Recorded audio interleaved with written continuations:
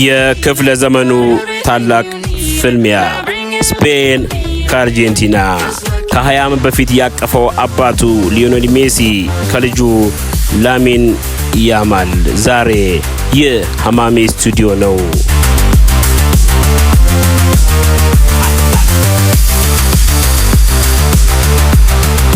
የእግር ኳስ ዓለም እስካሁን ካየችው ታላላቅ የዋንጫ ፍልሚያዎች አንዱ ዛሬ ማታ ይደረጋል።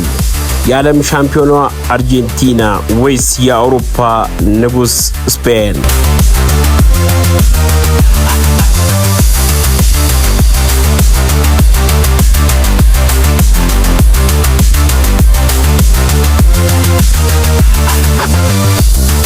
የሊዮኔል ሜሲ የመጨረሻው ክብር ምዕራፍ ወይስ የላሚን ያማል አዲስ ታሪክ?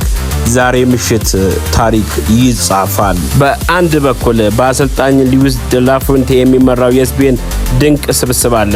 በሮድሪ፣ ያማል እና ኒኮ ዊሊያምስ የሚመራው የቡድን ፍጥነቱ፣ የኳስ ቁጥጥሩና ማራኪ አጨዋወቱ ማንኛውንም ተከላካይ የሚበጥስ ነው። በፈረንሳይ ጨዋታ ይህን አይተናል።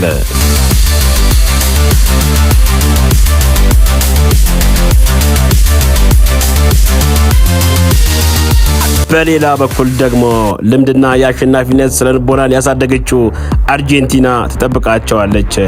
ሜሲ አሁንም በአንድ አስማታዊ ቅጽበት ጨዋታውን የመቀየር አቅም አለው።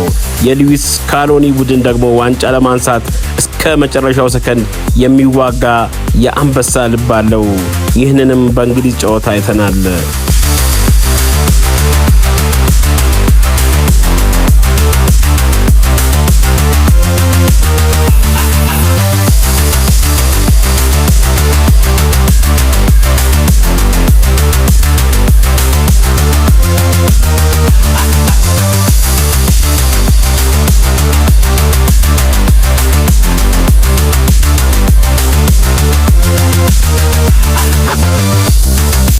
የሚያስገርመው ነገር ሁለቱ ቡድኖች እስካሁን ባደረጓቸው 14 ጨዋታዎች እያንዳንዳቸው 6 ጊዜ በማሸነፍ ፍጹም እኩል ታሪክ አላቸው።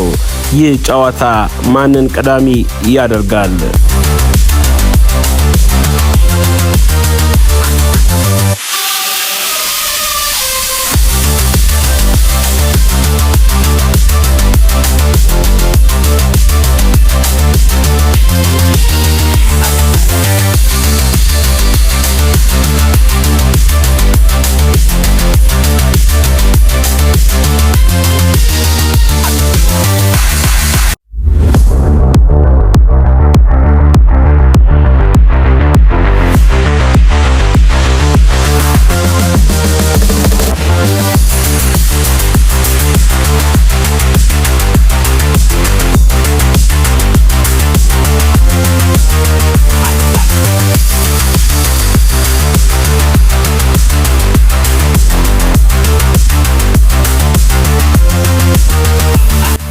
የዛሬው ፍልሚያ የአባቱና የልጁ ነው።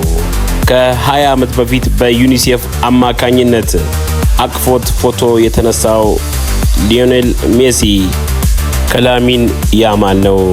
ልጅ አባቱን አድጎ ይቀማው ይሆን? የምናየው ይሆናል። የእርሶ ግምት ምንድነው? አርጀንቲና ወይስ ስፔን? ሜሲ ወይስ ላሚን ያማል? የኔ ግምት ስፔን በጠባብ ውጤት ታሸንፋለች የሚል ነው። የእናንተስ ግምት ምንድነው? ሜሲ ዋንጫውን ያስከብራል ወይስ ስፔን አዲሱ የዓለም ንጉስ ትሆናለች? ግምታችሁን አሁኑኑ ኮሜንት ላይ አስቀምጡ። ቻናሉን ሰብስክራይብ